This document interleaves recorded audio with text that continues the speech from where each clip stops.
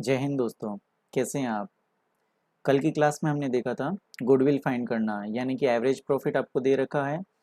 Average profit से आपको super profit निकालना है और सुपर प्रॉफिट बेस पे आपको क्या निकालना था? गुडविल फाइंड करना था। ठीक है, आज हम उससे थोड़ा सा एक स्टेप और आगे चलते हैं जिसके अंदर लॉस होगा। ठीक है, तो लॉस की कंडीशन में अपन एवरेज प्रॉफिट कैसे निकालेंगे, फिर उससे सुपर प्रॉफिट कैसे निकालेंगे और गुडविल का वैल्यूएशन कैसे करेंगे। और सवाल के अंदर कोई एक आधी कंडीशन भी दे देते हैं जिसकी वजह से सवाल थोड़ा सा टिपिकल हो जाता है। अगर समझ लिया तो कोई प्रॉब्लम नहीं है, लेकिन अगर समझ में नहीं आया तो हम आंसर गलत दे के बैठ जाते हैं। तो एक बार हम देख लेते हैं कि कल हमने इस तरह का सवाल देखा था जिसमें net profit for last 5 year के बारे में बता रखा था। पिछले 5 सालों का प्रॉफिट था 6,500, 8,000, 7,500 और 6,000। फिर इन्वेस्टेड कैपिटल यानी विनियोजित पूंजी दे रखी थी 40,000, जिस पर एनआरआर यानी कि नॉर्मल रेट ऑफ रिटर्न 12% था। फाइंड करना था आपको गुडविल पास्ट 5 ईयर यानी कि पिछले 5 सालों के हिसाब से, यानी कि यहाँ पर 5 साल ही दे रखे थे। 5 सालों का अपने को सुपर प्रॉफिट बेस पर गुडविल फाइंड करना था। ईयर परचेज मेथड वैल्यू दे रखी थी 3 साल की। तो इस तरह से हमने एक क्वेश्चन कल किया था और उसके बाद हमने एक क्वेश्चन बनाना भी सीखा था। ठीक है, आज हम देखते हैं कि अगर मान लो लॉस हो गया हो सवाल के अंदर, किसी एक साल में लॉस आया हो, तो उस कंडीशन में अपन सवाल कैसे करेंगे। ठीक है, तो चलिए शुरू करते हैं। सबसे पहले लिखते हैं प्रॉफिट फॉर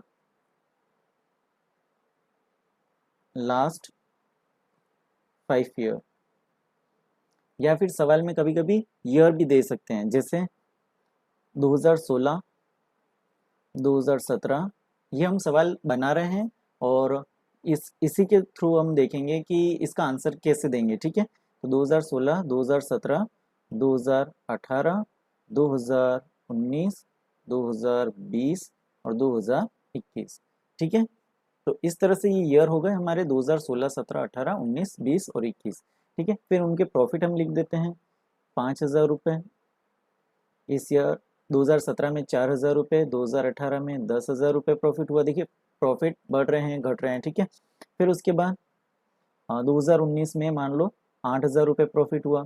2020 में मान लो लॉस हो गया 3,000 रुपये, या तो लिखा होगा 3,000 रुपये लॉस, या फिर वो अमाउंट आपके माइनस में आया हुआ होगा। ठीक है, फिर उसके बाद 2021 के अंदर प्रॉफिट हो गया मान लो 6,000 रुपये। ठीक है, तो इस तरह से आप देख सकते हैं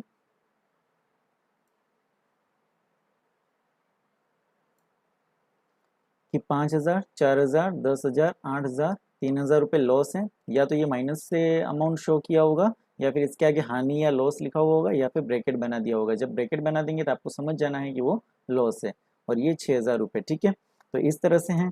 फिर उसके बाद अपन लिखते हैं इन्वेस्टेड कैपिटल।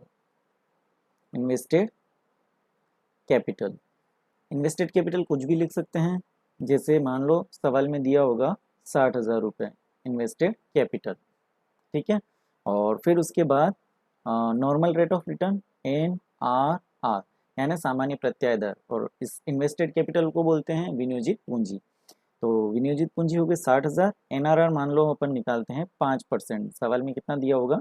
5%। ठीक है, फिर उसके बाद आपको कहेगा सवाल के अंदर फाइंड करो गुडविल फॉर लास्ट 5 ईयर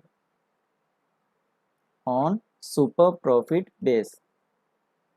ठीक है, आपको गुडविल फाइंड करनी है लास्ट 5 ईयर के सुपर प्रॉफिट बेस पर। अपने को यहाँ पर प्रॉफिट दे रखा है 6 सालों का। देखिए 16, 17, 18, 19, 20 और 21, यानी कि 6 सालों का प्रॉफिट अपने को दे रखा है, लेकिन अपने को फाइंड करनी है गुडविल 5 ईयर के सुपर प्रॉफिट बेस पर। और भी क्या दे रखी होगी कंडीशन, मान लो 3 ईयर परचेज वैल्यू के हिसाब से आपको गुडविल फाइंड करना है। मान लो परचेज या क्रय वर्ष दे रखे होंगे 3 साल, तो जो भी सुपर प्रॉफिट आएगा आपको उससे 3 साल से मल्टीप्लाई कर देना। उस जगह हो सकता है 4 साल दे दे, तो आपको 4 से मल्टीप्लाई करना है।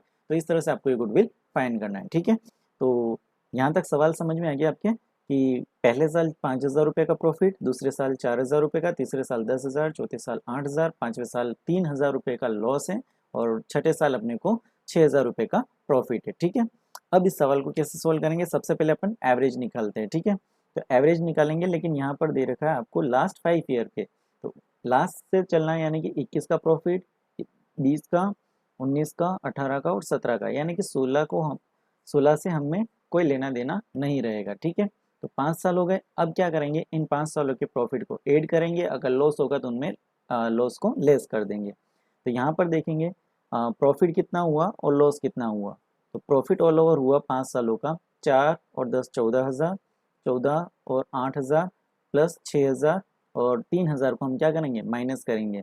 तो ये हमारे आ जाएंगे लगभग 25,000 रुपये। ठीक है, तो यहाँ प्रॉफिट हो गया हमारा 25,000 रुपये। इसमें हमने 3,000 रुपये माइनस, यानी टोटल 28,000 रुपये हुआ था, 3,000 रुपये हमने लॉस के माइनस कर दिए।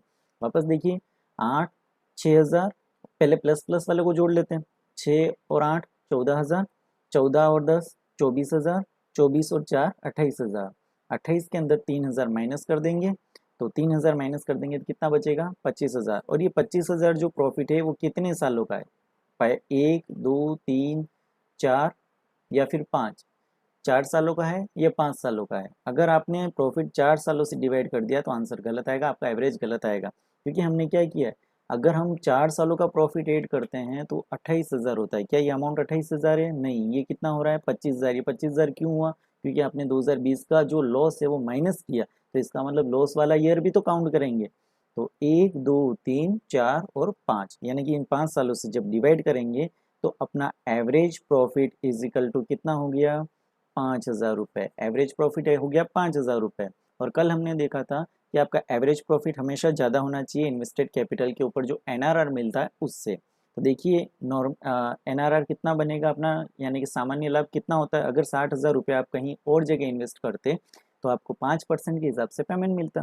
तो 60,000 का 5% कितना होता है, 3,000 रुपये, है ना। कल निकालना देखा था अपन ने कि इसको कैसे निकालेंगे। तो ये हो गया सामान्य लाभ यानी कि नॉर्मल प्रॉफिट। तो नॉर्मल प्रॉफिट कितना हुआ, 3,000। कैसे निकाला, 60,000 इंटू 5/100, 2 जीरो से 2 जीरो खत्म हो गए, और 600 इंटू 5 करेंगे तो 3,000 रुपये आएगा। अब मुझे ये बताइए कि आपने बिजनेस से एवरेज एक्चुअल में कमाया कितना, 5,000 रुपये, और अगर यही पैसा आप कहीं और लगाते तो कितना मिलता, 3,000 रुपये। तो बताइए ज़्यादा कितना कमाया आपने, 2,000 रुपये। तो ये 2,000 रुपये आपके क्या कहलाएंगे, सुपर प्रॉफिट। क्या कहलाएंगे, सुपर प्रॉफिट, जिसे हिंदी में बोलते हैं अधिलाभ। ठीक है, तो 2,000 रुपये का आपने अधिक लाभ कमाया। ठीक है, अब क्या करना है, 2,000 रुपये जो अधिक लाभ कमाया है 5 सालों के हिसाब से सुपर प्रॉफिट बेस पर, तो यानी कि आपको क्या करना है कि 5 सालों का जो आपने निकाला था 1 2 3 4 5, उनके बेस पे आपने निकाला सुपर प्रॉफिट कितना आया, 2,000 रुपये।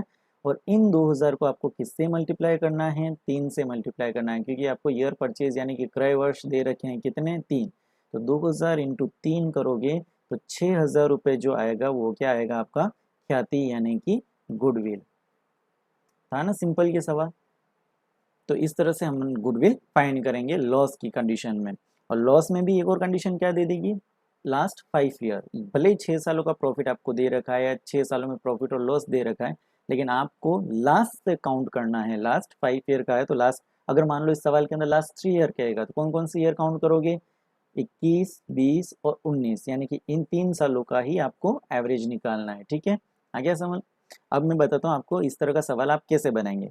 तो सबसे पहले ये देखिए कि आपको एक अमाउंट फिक्स कीजिए। देखिए सवाल कैसे बनता है मैं आपको वो बताने जा रहा हूँ। ठीक है, तो यहाँ ध्यान से देखिएगा कि सवाल को कैसे बनाते हैं, आपको मज़ा भी आएगा और आप बहुत अच्छे से सीख भी जाएंगे।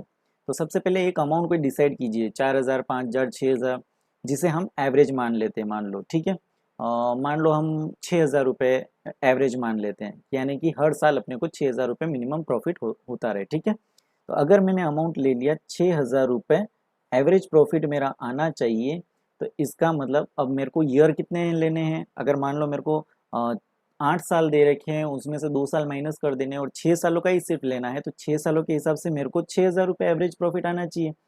तो 6,000 इंटू अगर मैं 6 साल करूँ तो मेरे को टोटल प्रॉफिट आना चाहिए 36,000 रुपये। समझ में आ रहा है कि 6 सालों में अगर 36,000 रुपये प्रॉफिट होगा टोटल प्रॉफिट, उस 36,000 में अगर मैं 6,000 रुपये 6 सालों से अगर डिवाइड कर दूंगा तो मेरा एवरेज प्रॉफिट कितना आ जाएगा, 6,000 रुपये। तो इसका मतलब मेरे को कुछ भी करके 6 सालों का प्रॉफिट आना चाहिए 36,000 रुपये। ठीक है, तो मैं ईयर लिख देता हूँ। तो जैसे मैं बता देता हूँ 7 साल लिखूंगा, लेकिन 1 साल अपन माइनस करेंगे।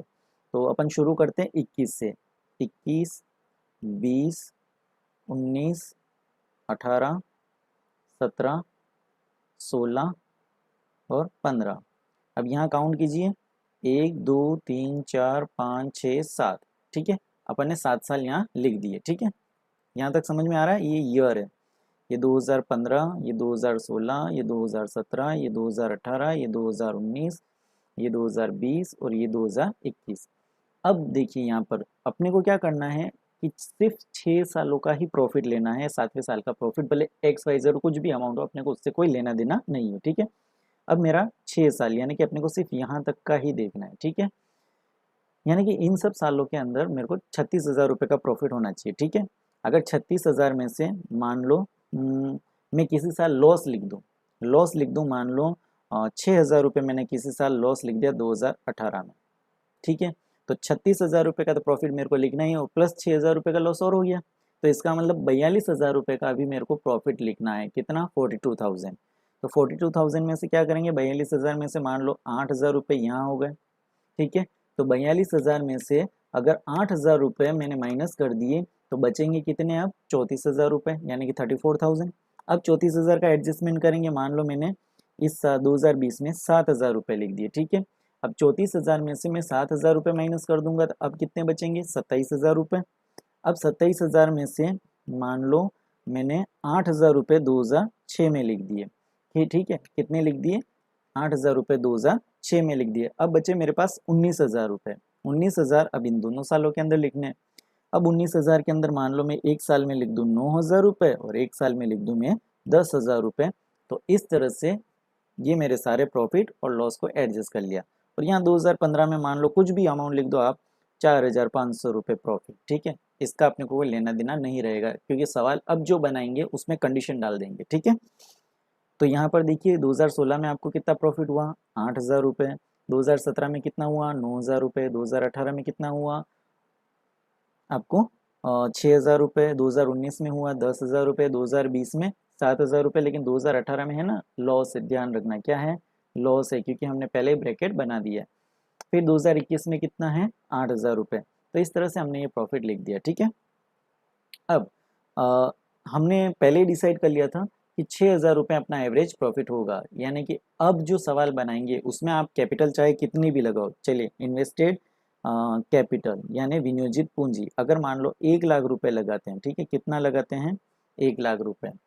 अगर इन्वेस्टेड कैपिटल 1,00,000 रुपये हैं और अगर मान लो 6,000 से कम अपने को नॉर्मल प्रॉफिट बताना है तो 10% लगाते हैं तो 10,000 हो जाएगा, जो 6,000 से ज़्यादा होगा। इसलिए अपन क्या करते हैं, इस पर 5% लगा देते हैं। ठीक है, तो 5% NRR यानी normal rate of return count कर देंगे 5%। अगर 1,00,000 का 5% काउंट करेंगे कितना हो जाएगा? 5,000 रुपये। 6,000 रुपये अपना एवरेज प्रॉफिट ज़्यादा ही रहेगा, ये 5,000 रुपये आएगा। सुपर प्रॉफिट कितना हो जाएगा? 1,000 रुपये। तो चलिए, सुपर प्रॉफिट 1,000 रुपये, तो अपन यहाँ क्या करेंगे?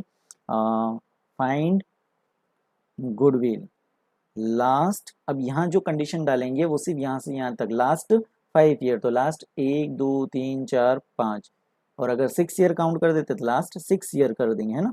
तो यहाँ जैसे पीछे सवाल में अपन ने देखा था, यहाँ लास्ट 5 ईयर काउंट किया था। अब यहाँ पर अपन क्या करेंगे? Last 6 year average super profit और गुडविल फाइंड करनी है। गुडविल आपको फाइंड करना है लास्ट 6 ईयर के बेस पर सुपर प्रॉफिट निकालना है, और जो सुपर प्रॉफिट आएगा उससे गुडविल फाइंड करनी है।